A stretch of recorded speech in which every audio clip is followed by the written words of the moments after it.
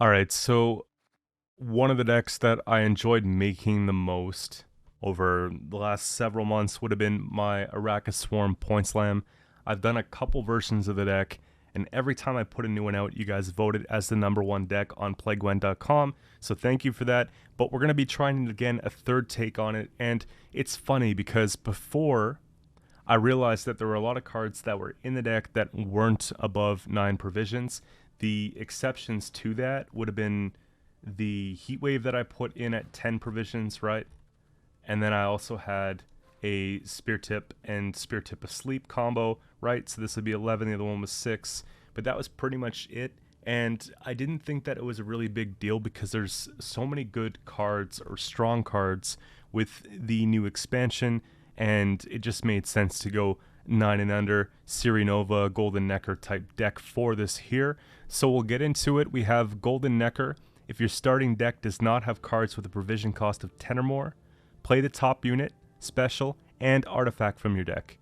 So what we're looking to do with this card is play this either on a bleed in round 2 or at some point in round 3, right? Playing this early is too RNG, and we might actually ruin some of our combos, maybe in a game or something like that. Today I might have had some footage where I did try it early on, and I just made the conclusion that I like playing this card later on in the game. Now, what we do is we look to put one artifact and keep at least one special and keep at least one unit in our deck. So more than often you'll see me put back Frightener for that reason, and we'll try and draw into cards like the Griffin so that we're not basically pulling one of those with the Golden NEKKER, and we're just pulling something that we can actually play properly, right? If you have cards like Griffin or cards like Pugo in deck, you want to make sure that you have at least a drone out on our side of the playing field before you take Golden NEKKER. Otherwise, you might find yourself destroying your own unit, or destroying something much taller than you need to, or giving too much damage to yourself here with damage 5, for example, if you're going onto an empty board. So things to keep in mind.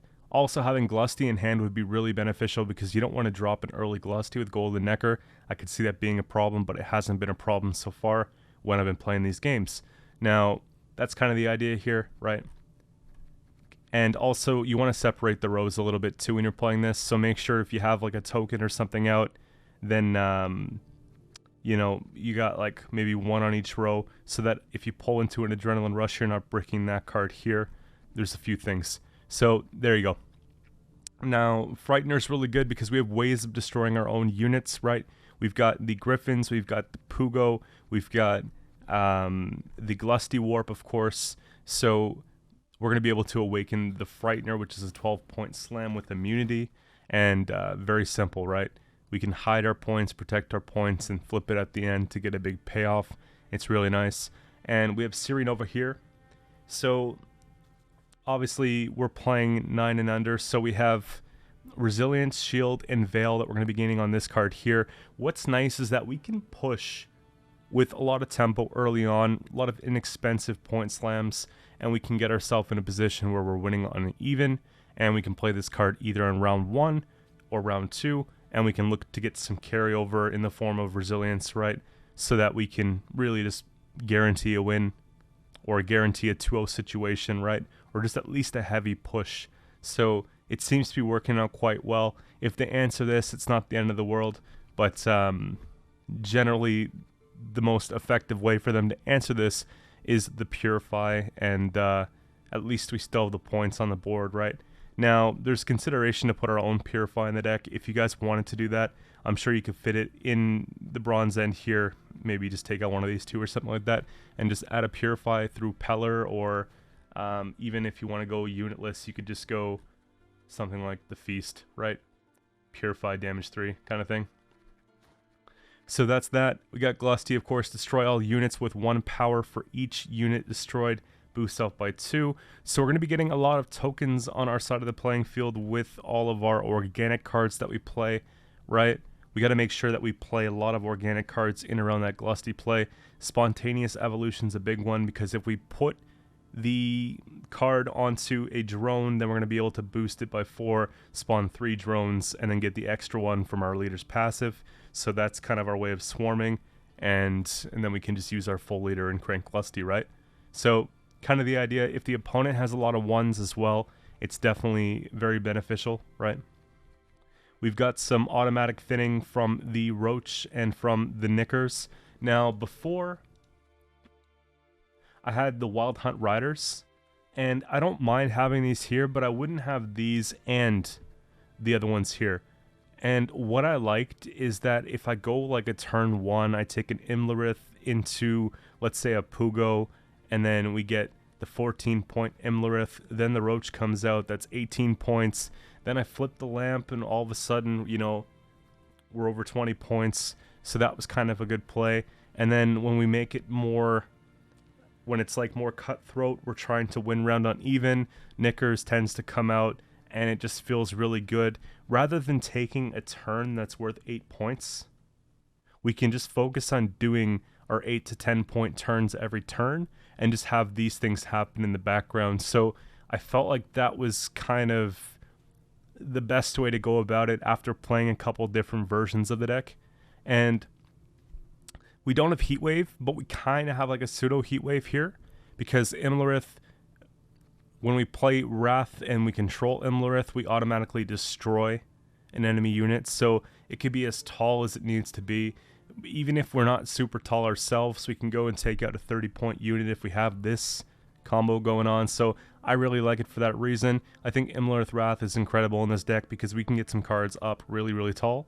So that's kind of the case here. Ring of Favor is honestly very strong. So the card starts in your hand, boost an ally unit by 4, while in hand, at the end of your turn, increase the boost by 2.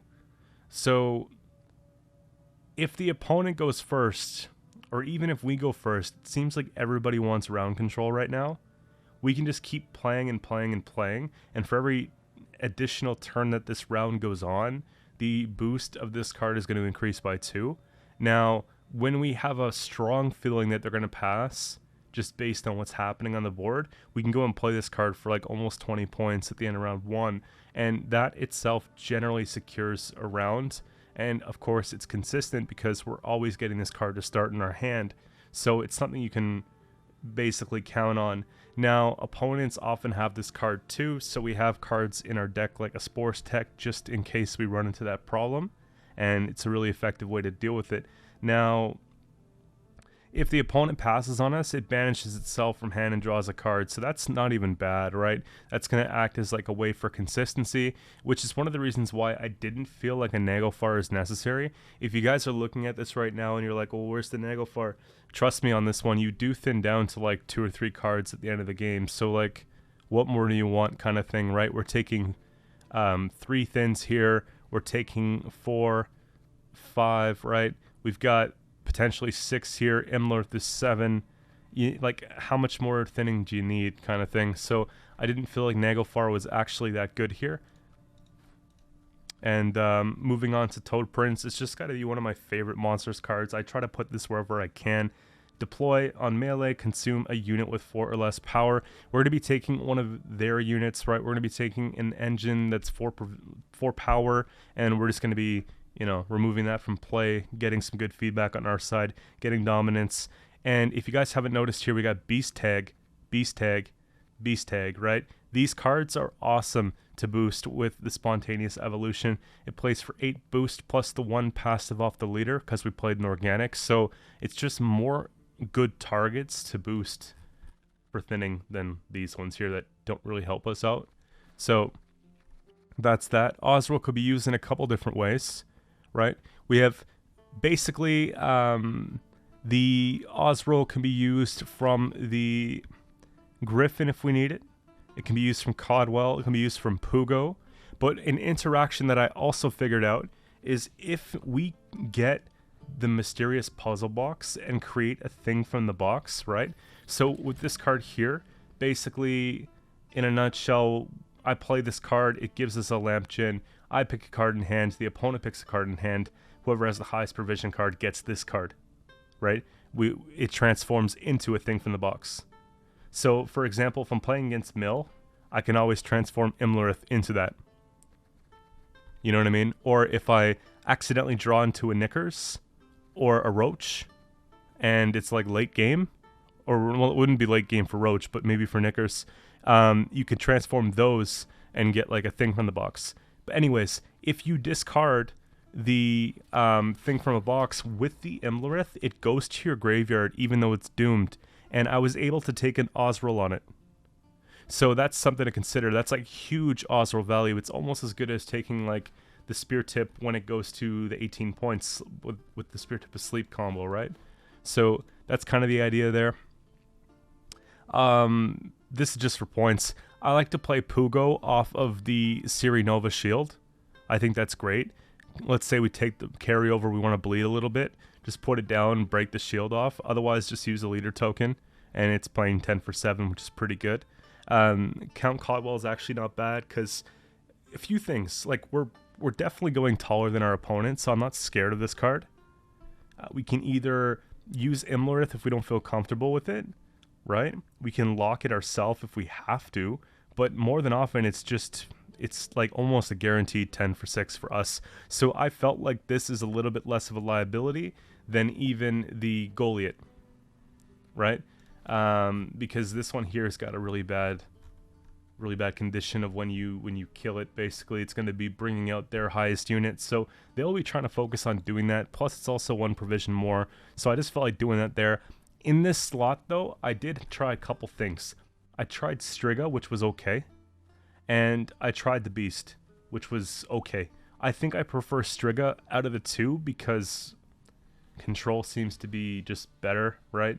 Dealing with their stuff is kind of nice, but in matchups like Dwarfs, I gotta tell you, Striga is disappointing, and you know, so are these natural selections and stuff. So I had to be kind of sparing on my control options, and you know, for things like Dwarfs, like we've got a couple things that are just good, right? Like a Lock, that Wrath, you know, like less direct damage cards, but these have their place too. Okay. So Codwell, yeah, I would definitely try to include that. I think it's fine. I've been doing really well with multiple graveyard punishes, specifically into like a Lippy type deck of some sort, right? When you can kind of sense these things coming, then you take care of it. All these echo cards, cards that the opponent is looking to bring for carryover, just anything like that. You can just have this going, you know, one banish per turn. And because the season's been just like so much random stuff that we're not used to seeing going around, this just seems really appropriate. And of course, just some organic cards basically to round out the bronze end of the deck. We want to play as many organics as we can because the leader. So that's that. This is the second or third version I tried this season, and I'm really happy with the way this went. This got me to pro rank here, and I'll show you guys the journey, right? The only deck that I find this tends to lose against would be Mill sometimes because we thin out. And so it just really comes down to, you know, I don't want to necessarily change the deck up just to play into that matchup per se, but it's one of the ones that becomes a little bit trickier. But again, we can turn our thinning cards into a thing from the box and stuff like that, and maybe put some of them back so it's not quite as bad. That matchup is winnable, okay? But that's pretty much it for this deck here, and if you guys enjoy the content that you see, don't forget to subscribe to the channel. You can also support me on Twitch at Qcento01, and I just came out with a Patreon a couple weeks ago, so if you want to check that one out as well, I got 3 different tiers with lots of great perks, added Discord roles, and other benefits, starting at only $5, so you can check that out. And I will see you tomorrow with another video, but for now, let's get into the gameplay, and please let me know what you guys want to see next, and I'll definitely take it into consideration. Alright, so first up here we got Scoia'tael Precision Strike, and I've been seeing some Deadeye Ambush decks, like the Feign Death decks with Precision Strike this month, but there's also been other stuff going around, so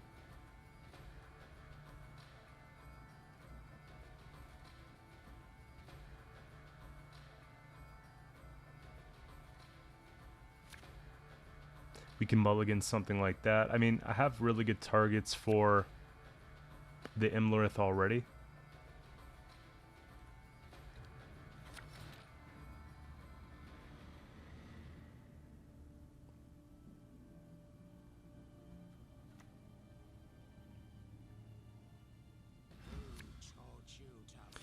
So oftentimes I'll take the Griffin just because I don't want to lose the points. I think it's a bit safer to play Codwell from hand even.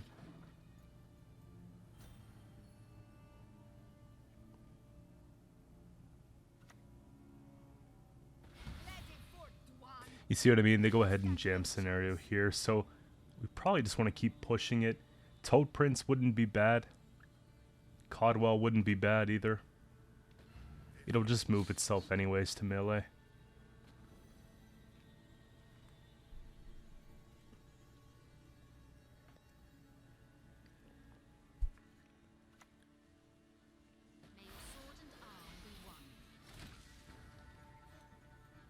So I think we want to take the Swordmaster out of the way with Toad Prince here, just because that's going to be obviously the biggest threat. They have the ability to nudge down our cards, maybe take Codwell if, you know, it gets crazy enough. I'm not super worried about it, but...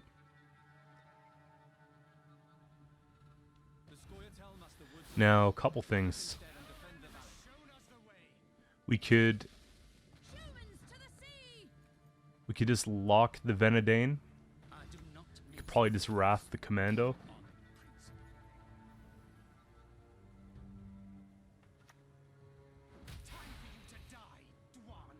Easy enough. And like, this is one of the reasons why I'm not worried about having this in the deck, right? We just get rid of their tallest unit. I think that's going to be the best Wrath we're going to get in this match, which is why I use it here. And if they keep playing, then, you know, Adrenaline Rush, whatever the case, would be fine.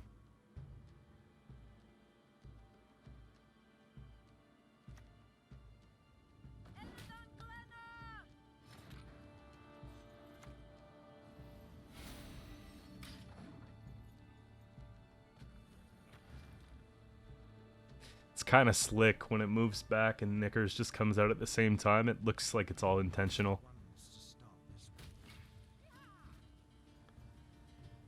So, at this point, I start to have a feeling like they're doing something weird, right? They're very specific about what they're pinging down, so I'm starting to get some, like, Shiru vibes. Or Scorch vibes. Igni, something like this, right? The only good human is a dead human. 49. I think we're just fine. 18 boost makes it very difficult for them to continue to play. Unless they have a heat wave.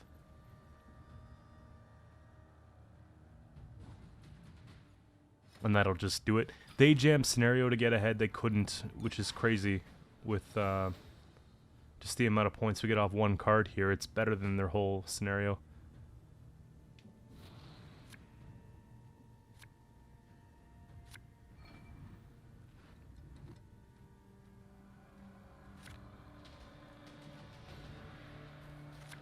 It's actually not a bad hand.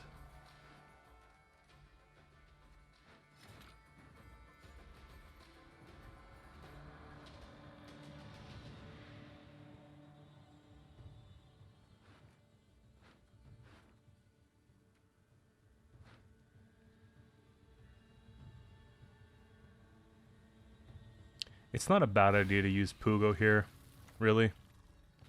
And then we can use Ozzrel, and that's like over 20 points.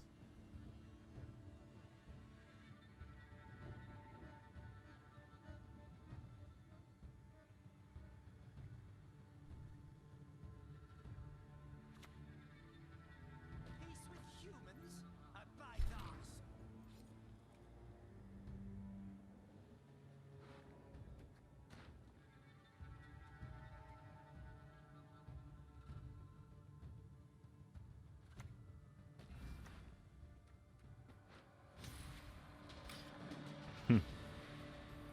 Risking it all, but I didn't want to go taller than that, though.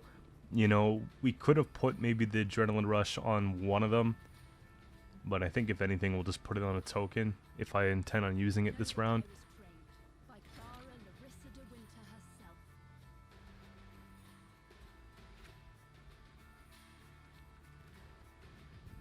It's a decent lead, but I feel like they could get it back, and we won't get card back if they take Simlas. So I'd rather kind of see that come out here. It's a heat wave. Puts them in a bad spot because they're going to have to use the full leader.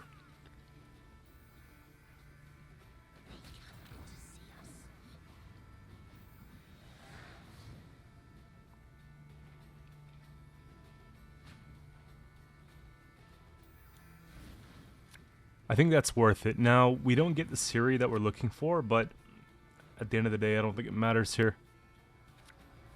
Spores, probably not great in this match. We missed quite a bit.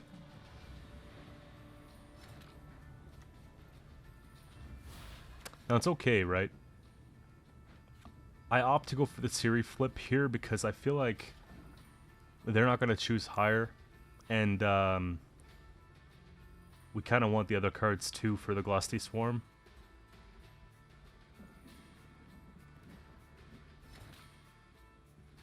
And just wasn't enough for them. So there we go. We got another elf deck of some sort. Precision. Deadeye Ambush, actually, yeah.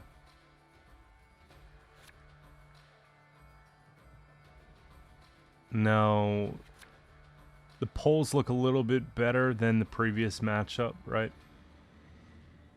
But at the same time, we do have a brick with knickers in hand.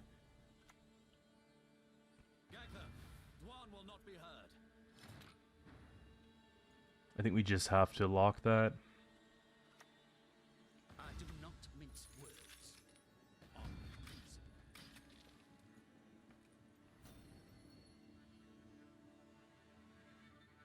Roach is actually very underrated in a deck like this because he kind of just makes it work, right? Like the first turn will always just bring us ahead, and that's huge.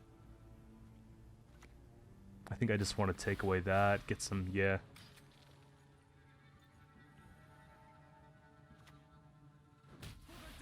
In situations like this here, I don't mind just dropping Pugo, right? But I like to have a few ones, play a couple organics before, so there we go.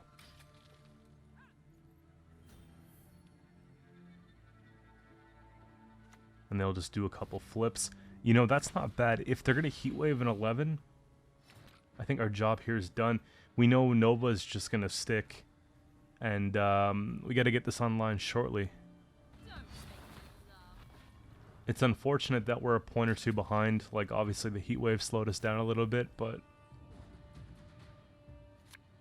we just, we play anything, really.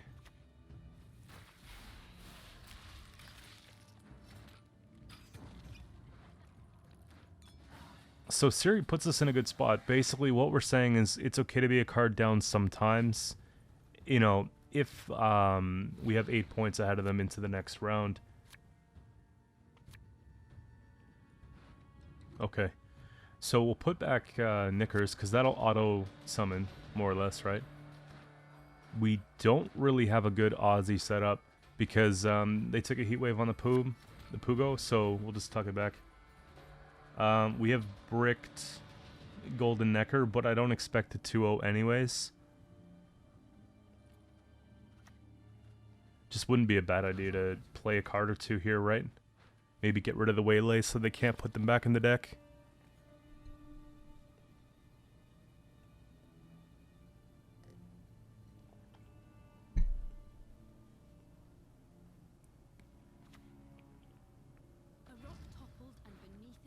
Yeah, so they'll go ahead and do that. I think that's fine.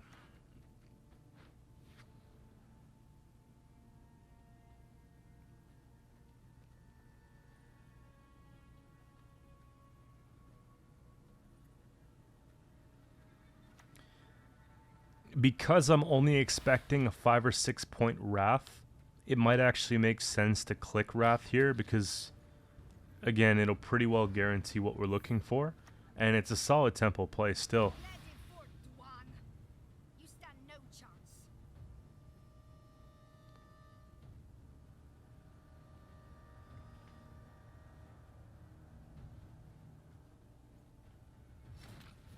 So we do get it. And I don't think another card can take us ahead. But I also think that maybe they might have to play 2. Or play like something expensive like Verno or the Simlas, right? bronze plus leader.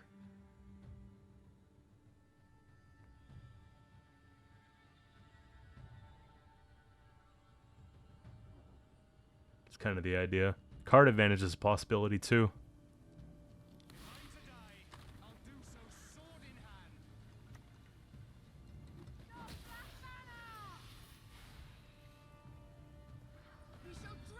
Yeah, we did really well because we got out 2 of the 3 leader charges. We got out, we got card back, and then we got out the aileron. So huge play.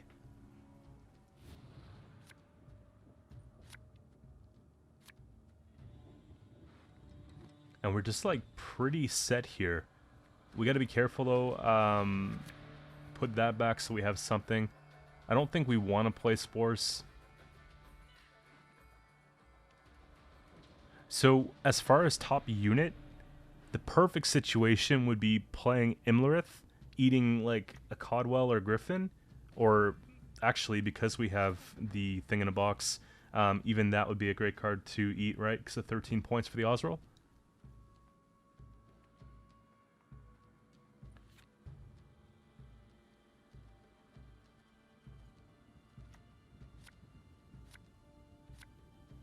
Perfect.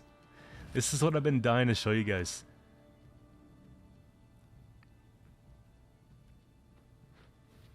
I decided to take that there though, because I just felt like in this instance, using less leader tokens would be better for the GLUSTY, right? Kind of works out that we didn't, because that would have been a worse reset for us. But at least we only have to consume 1 token of our own. Now we can focus more on the swarm. Peace with humans, by those.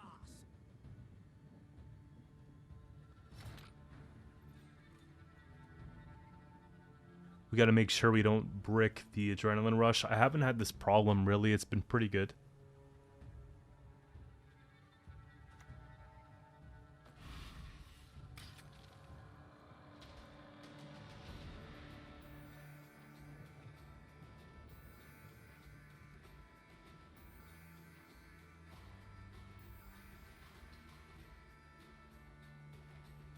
So we know their heat waves out of the way. We know their spores is out of the way. I'm not expecting another tall punish here, so we can greed just like super heavy if we want. Not ignorant. Remember to whom you speak. For the daisy of the valley! And that just confirms it basically, because they're not going super tall with it here. We'll just take that.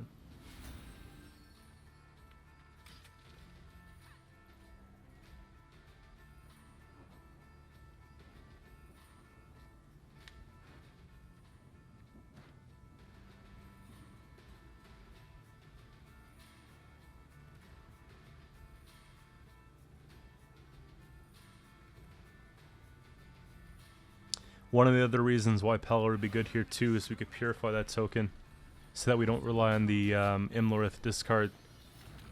I'm good with Pellar for a couple reasons, but just to keep it like super low unit, that's why I didn't go about it that way. We take 4. Yeah. Now we should just be good, right? We got tons of points left in hand, and they're starting to slow down here.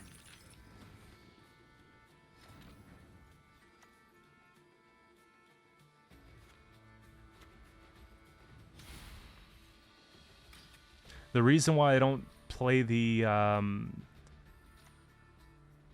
spontaneous evolution off of a token and I just play it on the beast there is because they have the Torvial, right? So they might punish our row and take out these tokens anyways. So I'd rather just put most of the points into like the beast. I think that's going to be the best play here. Just take it off a Griffin. See, our worst Ozzrel is still not horrible. And we take GLUSTY next.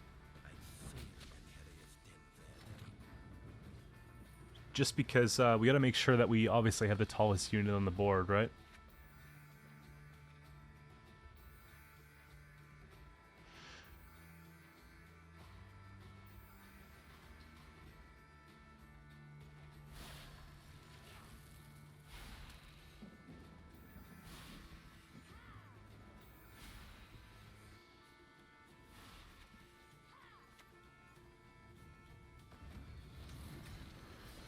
Big flip. And at this point, it's pretty much over, right? I don't think we'll have to play our last card.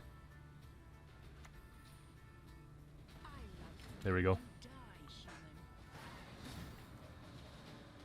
And moving on to the next one here, we've got dwarves, right? Everybody's saying how difficult dwarves are. This is not an easy matchup, but it's certainly a winnable one. We have ways to deal with Brewer. We've got Tall Punish with spores off of maybe like the Marauders or whatever the case. We've got tons of stuff. Wrath is really good to get rid of some of that resilient stuff. Like I said, if you guys wanted to put it in a Pellar and do a Purify tech, you could even Purify one of their resilience cards. So tons of stuff here. What I normally do is mulligan back the natural selections in this matchup, just because I think the armor's not really worth trying to chip through. It's a very low tempo play. We just take something like that. Huge play at 18 points. 23 if you're counting Lamp.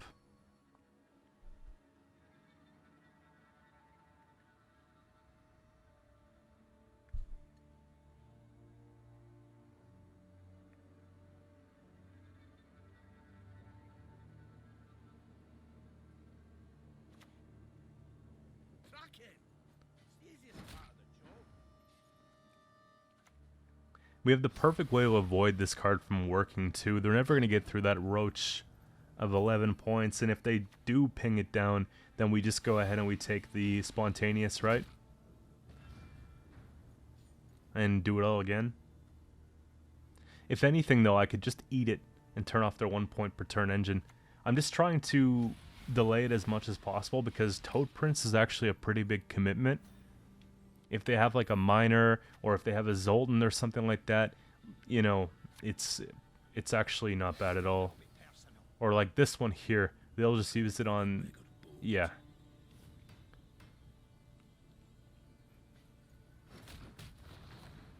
So since the one on the left side will never flip, this one already has flipped. I think that's a reasonable Toad Prince. Probably the best one I've had in a while.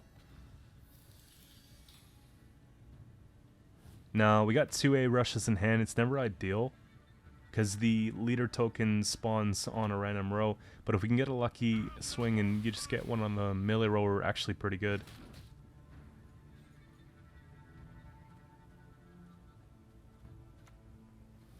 Perfect, right?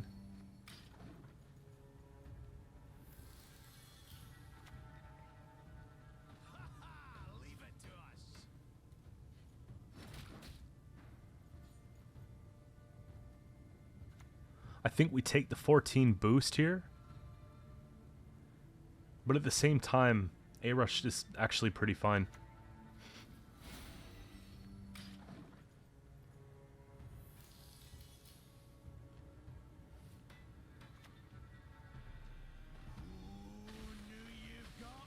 The longer you can wait with this card, the better, right? So 49, 47, we have to play, but we get a huge play here. 16 boost for 8 provisions. Like, it's just a good card right now. And either that pushes them out of the round, or it makes them spend something, like, pretty expensive.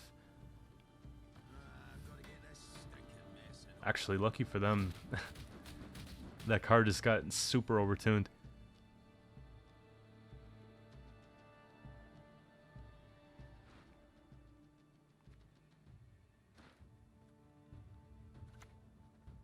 They kind of put me in a spot, didn't they? I have to say I underestimated the round, but they did commit a lot. Like, it was a very expensive round for them, right? They have 2 hero cards out there right now.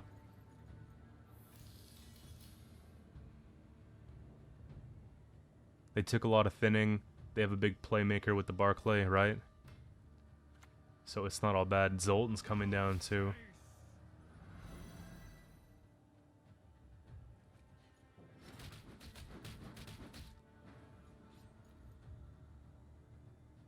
I'm starting to think it's not even worth playing into. Just cut the losses kind of thing, right?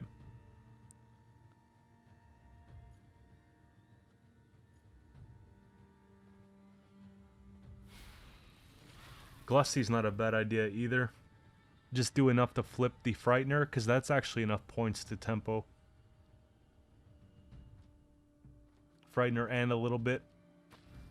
I just want to buy a little bit of room, right?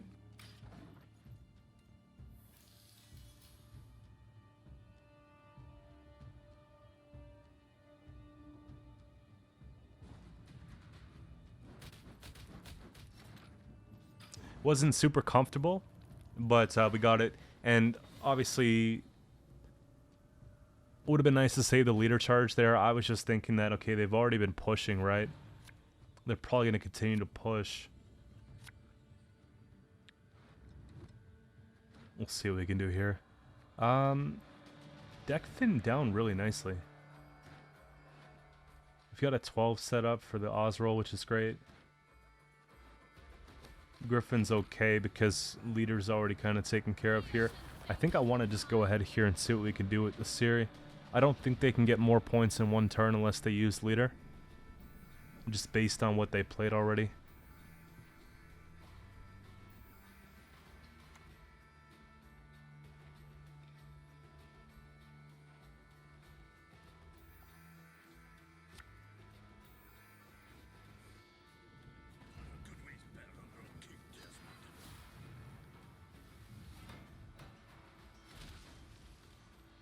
So that's kind of annoying. I'm expecting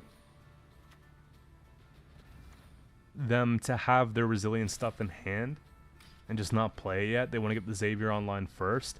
But we can do some real damage to that if we just take a Wrath off of it.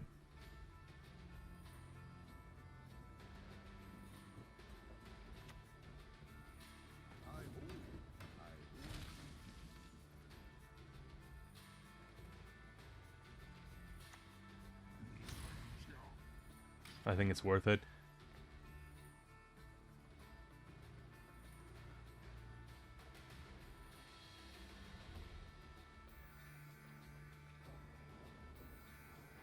We want to go into a short round for round 3. So on a pass, they get ahead by 1.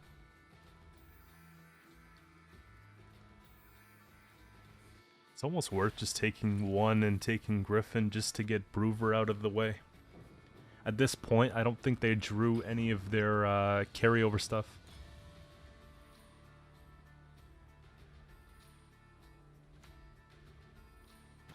Really cheap way to finish the job, but it's fine because if last card's Broover, then they're getting 4 cards in round 3. We have Siri out there. It's pretty evenly spread. They did use their leader.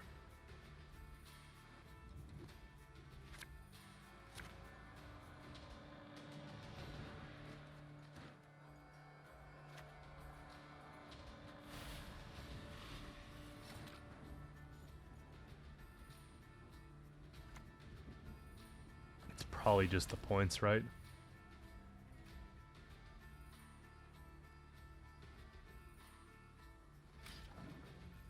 Now, we're not going to be getting like a great Xavier, but we're going to get a great Deregere. Like, that's as good as you can get, I think.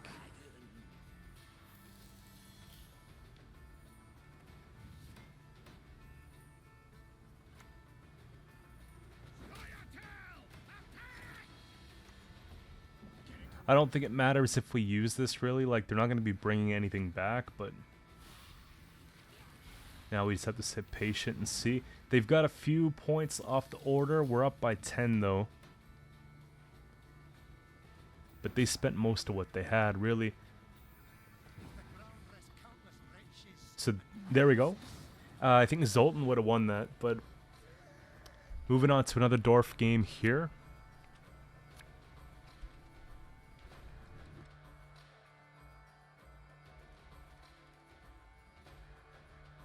Put back Roach. Double A-Rush round 1 is actually a little bit bait, but it's not all bad.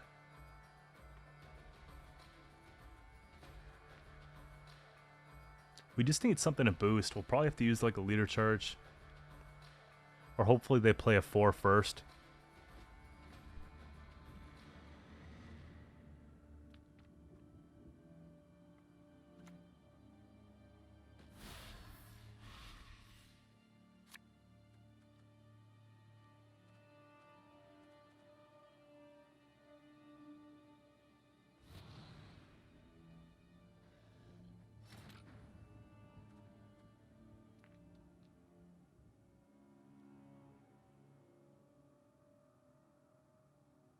I don't think it's worth our lock. Like, our lock's probably just best used on the Brewer or something like that.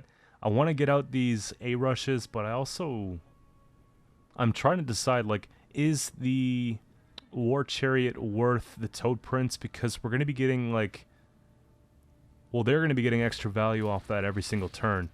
You know what I mean?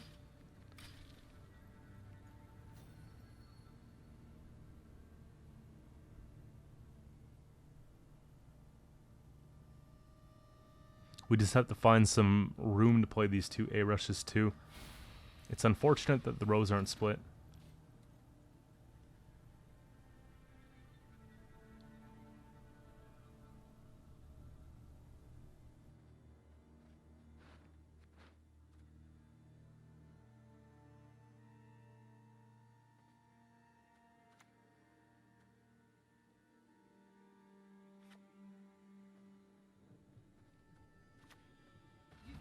It's about the best we can do. I'm noticing that a lot of players aren't running Heatwave right now.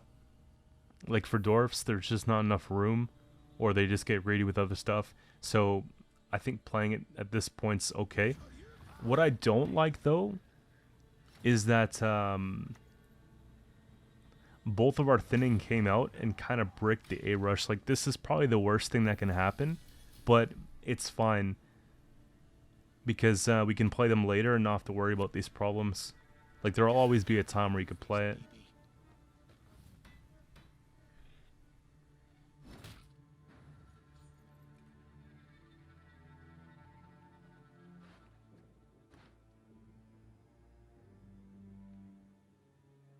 Not a lot that I can play here, but Ring's actually pretty good.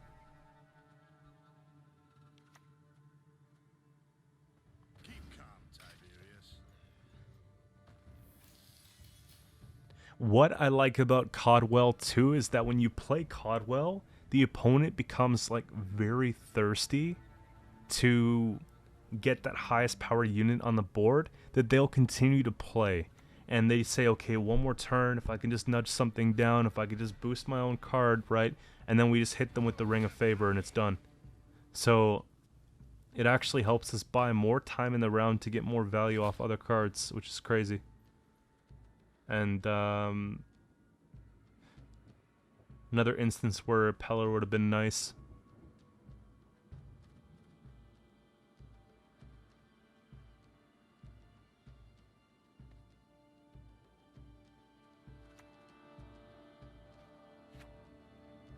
You could do, it's hard to say. Maybe cut Xavier for Pellar, then put turn another 4 into a 6. I don't know if I would do it though, because once you start cutting things, it's when I find I need them, and then you know how it is.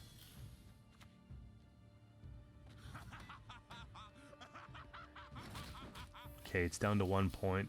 We gotta go ahead and use this. I think we greeted out Ring long enough. Just prevent them from getting that carryover. And then also keep in mind here, like, in order for them to get up, they need to have like a good 16-point play, right? So what are they going to do in one turn that's going to do that? It's going to have to be like the Brewer, the Heat Wave, like whatever the case. Or even flipping those, yeah.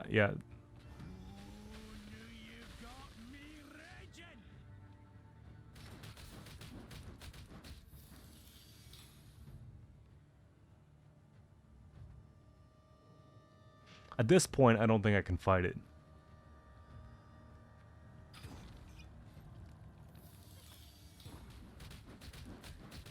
I think it was worth it, though. It really just came down to the two adrenaline rushes in hand. If we had the evolutions instead, we would have just continued to play, but now we have a chance to sort of fix it a little bit here. Normally, I like taking Pugo off of the series shield, but they cracked it with the Berserker.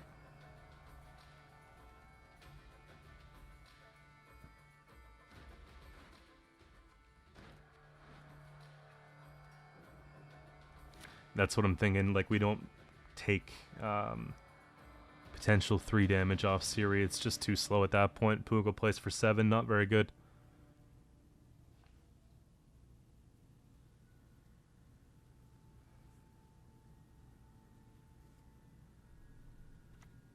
Actually, I'll play for 8, but you know, same thing. Boots to Imperial access.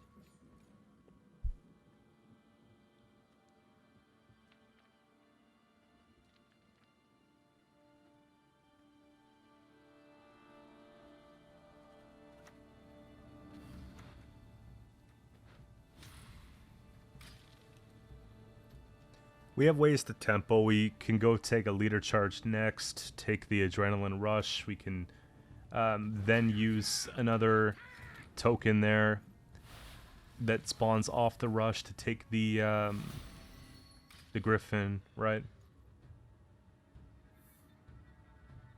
Or even not even use like.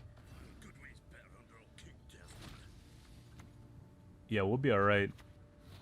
Because we'll just get another token off the other A-Rush, or the other Spontaneous. I want to save as many of those leader charges as possible for round 3. I don't think they have a 2-0 sitting here, especially since we're holding Duregore, but...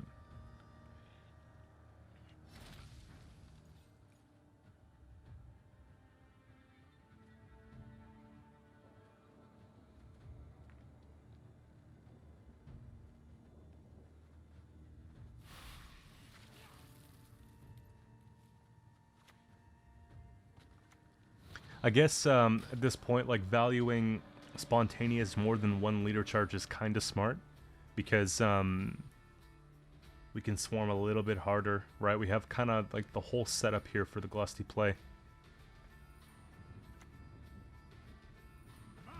They go take... it's coming down to, if they use the leader charge, we might actually get 2-0'd. If they don't, we might actually be good. But they don't know this.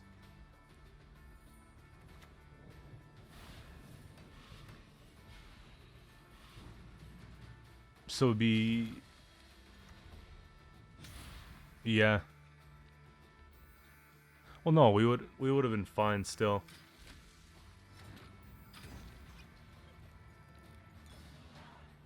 But it would have been like our full leader too.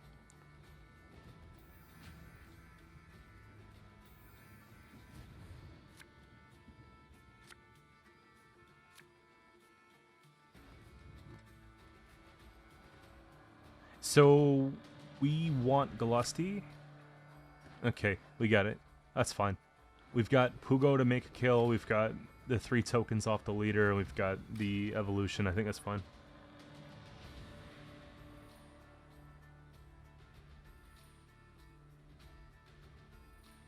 They gotta fix this bugged board though. It was really annoying playing yesterday with like just this card stuck underneath the board. And it was whatever board I played on, I've been experiencing that. Let me know if you guys have a similar problem.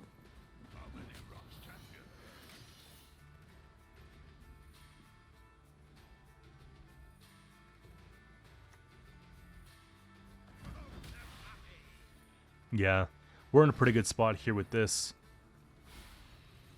We just take...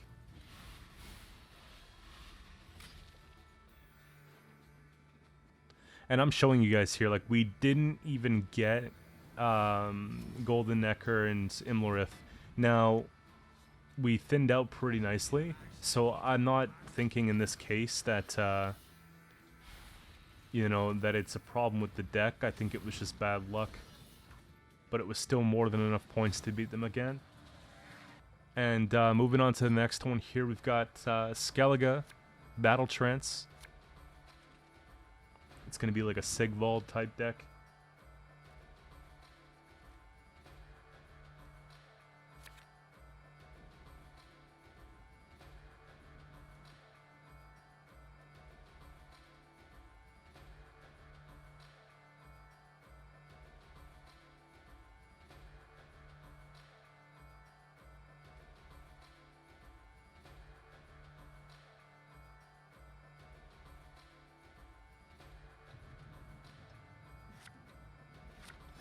Not bad, not bad. I don't like to have too many cards in my hand at the same time that like destroy or damage our own stuff. So keep it simple. Now we just take one with Griffin and we're good.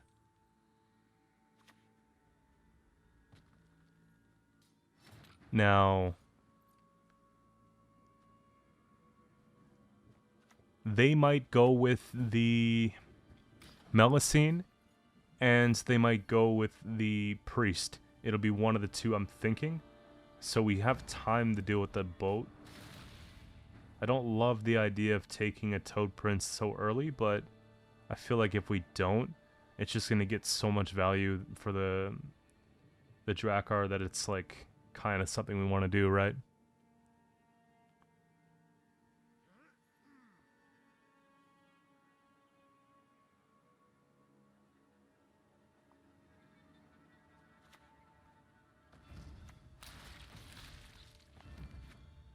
Beautiful.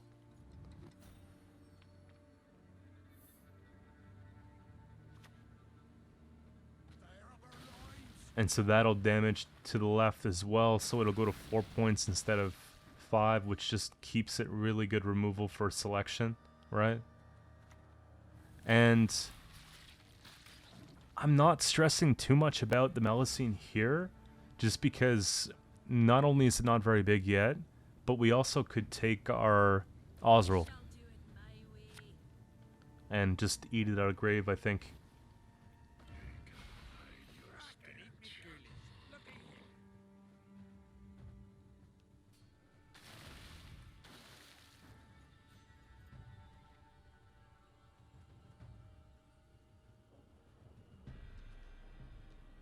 Or just use Xavier too, like options for days.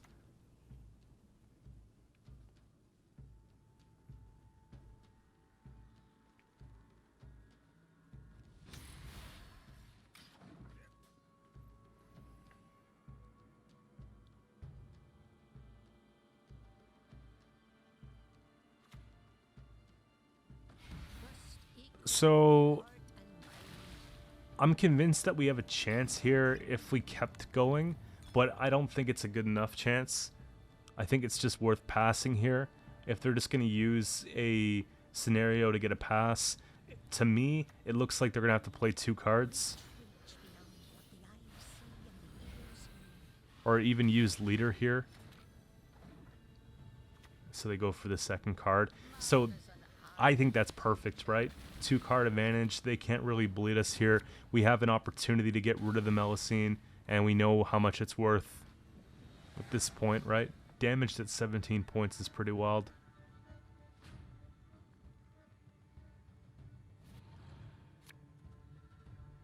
And we even have the Siri, which is great.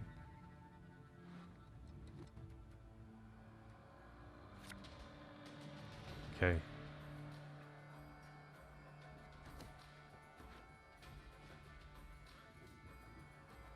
I don't have Golden NEKKER, so I'll keep my my double artifact thing going on. Okay.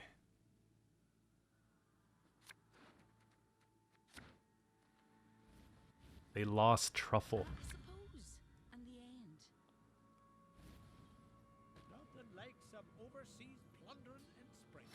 So it's one of those things where I actually should have taken Ozzrel, I think, here. But on a pass, we're still fine with Siri. And we can take out something else, right? So I actually don't mind that all too much. We probably take out Callus. An alternative would be maybe the Compass. But I just kind of think Callus is bad. You know, this tells me Sigvalt's coming, and it's one less problem to deal with.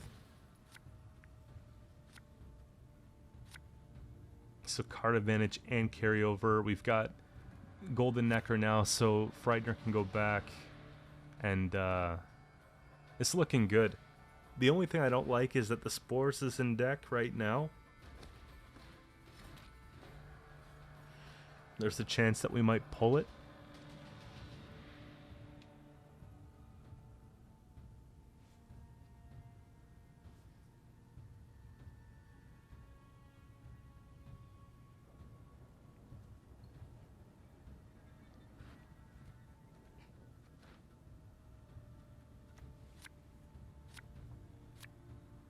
so be it, right? This is what it is. I was hoping for maybe the Imlerith, but I think it's fine. We kind of get what we need here too. The only like dead card would be the Spores. Even then, it's just good tempo. We'll show yous how blood spilling's done.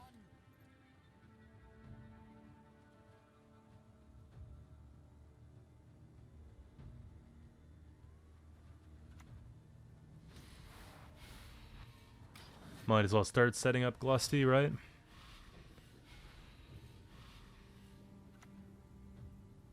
Continent folk will never understand.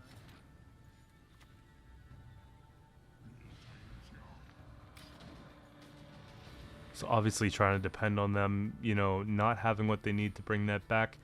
But sure enough.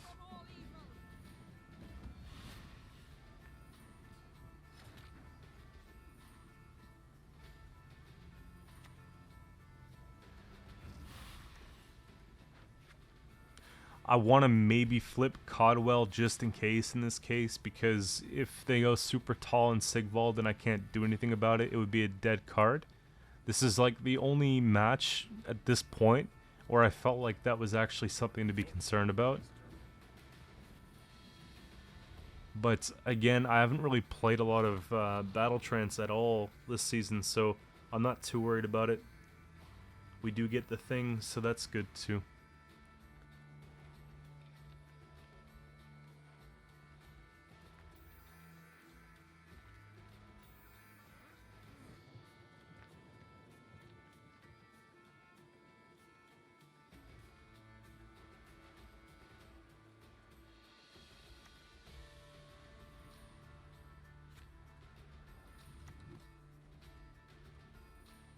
I'm trying to decide what to play.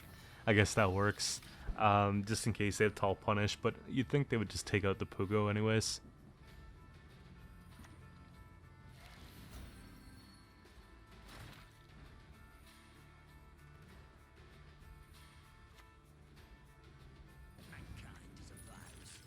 I'm playing this because there's no way. We just lose the opportunity to lock the Sigvald, so...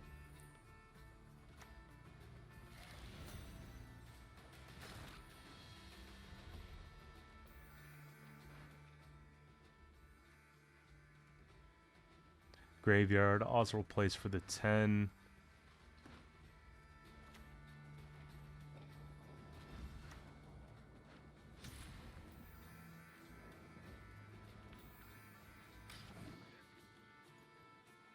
It just looks pretty win to me, though. We have the 13 plus the 12 off the Frightener plus the full GLUSTY and some. Right?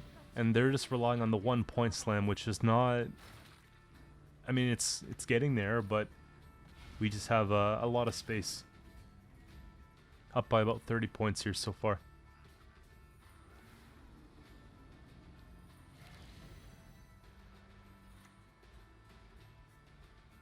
They take that. What I think they should have grabbed was Turgvi. Because Turgvi would have played for base 5 plus the 13, so 18.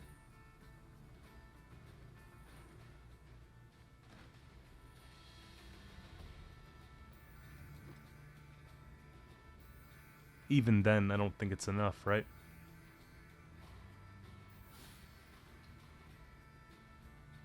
So I guess the idea was to go like anti-GLUSTY, but it wasn't really, it was okay, I guess. And we just play it for you guys.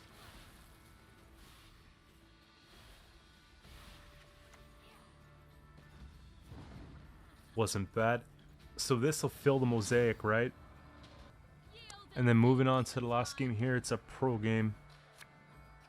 Finally got it over with. This season was pretty crazy, right? Like, I didn't want to play the same deck for too long, but obviously I would play like one deck per mosaic kind of thing, just so I could stay in the groove with things.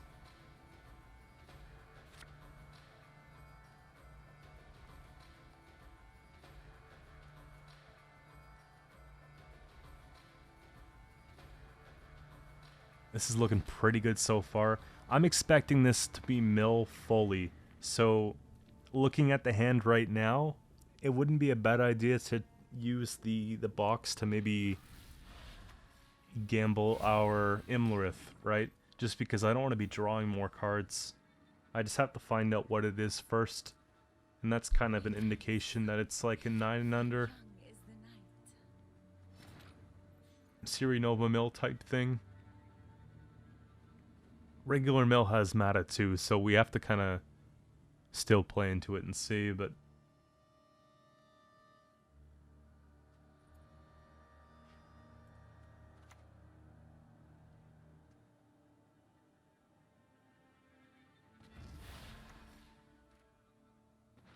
But if I'm being honest, the matches have been very repetitive this season. And there went from being like not enough support to neutral to most decks just needing the same 4 or 5 neutral cards in order to be very competitive, right? I could see Ring of Favor being one of the ones. Vile Forbidden Knowledge is like pretty good trade for its provisions, right? Like there's a lot of stuff like that. So this tells me they're not 9 and under, so they're just regular mill or whatever the case. But yeah, like I have to say, just a lot of the matches feel the same, regardless of what faction you're playing.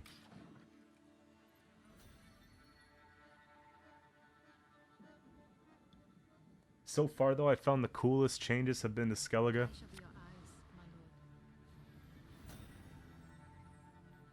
Compass is pretty cool.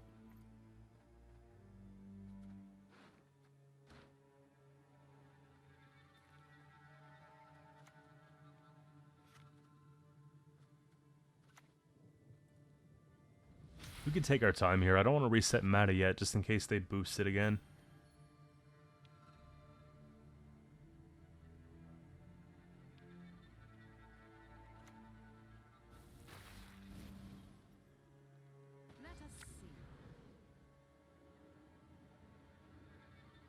Now, I don't mind them taking the lockout too much because we don't have any engines. Except for the Xavier, but that's like...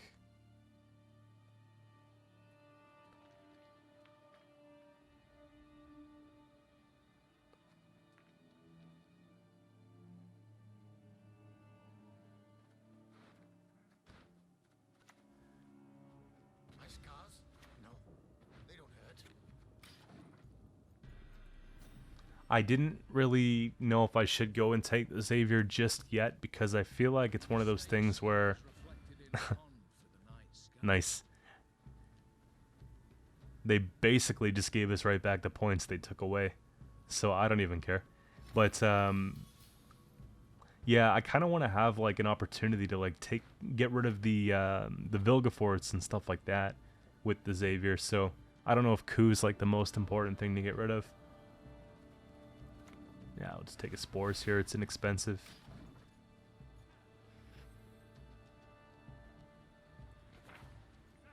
It looks like a big lead here, but obviously with the whole Snowdrop leader thing.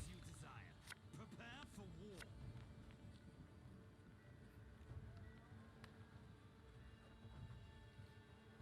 The continent will quake beneath Nilfgaardian hoof. Truly electrifying. Long live the Emperor! That one hurts, for sure. 52, 53, 5 and 5.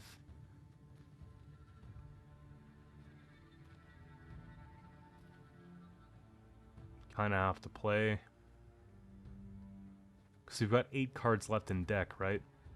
Now, they did use their Tall Punish here, so I guess Yen would be maybe the other one. What is truth if not an illusion? We follow Lether. Okay. So, I want to get rid of Artorias. But I also feel like Kingslayer's good too. Because I don't know if they're going to proc Assimilate, but I can guarantee that they're going to have like a teleportation for that. So, it heals it, right? So to deny that extra 3 points and get the 3 points on our side is just kind of nice.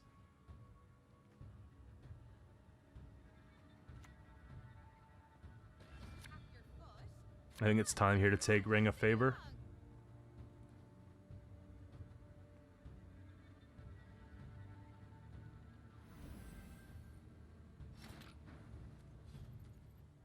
We're boosting for 20.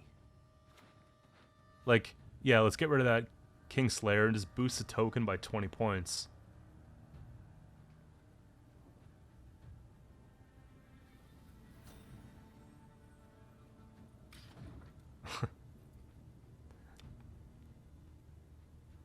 Yeah. So a tutor with a 22 point potential. 24 is it 24 if you play it down to 0, I guess, but I'm really just happy with the 20 point boost. Like, I'm even happy normally with like a 14 16 point boost.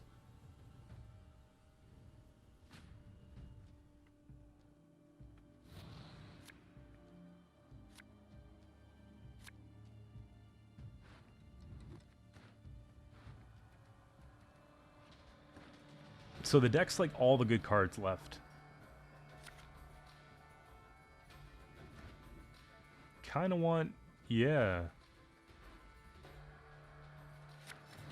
Something like that's not bad.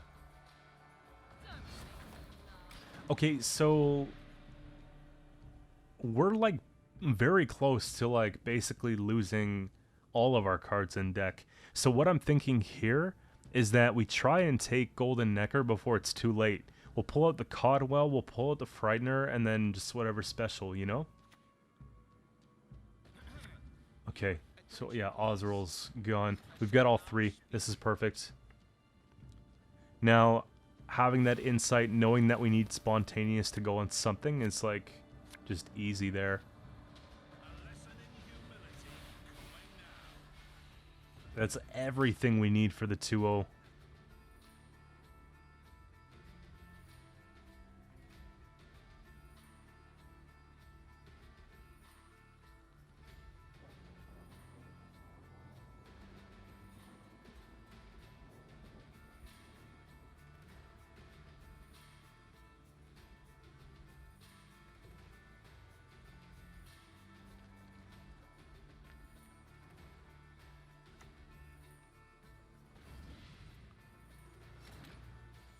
So we do have a good, you know, a good swing to hit that.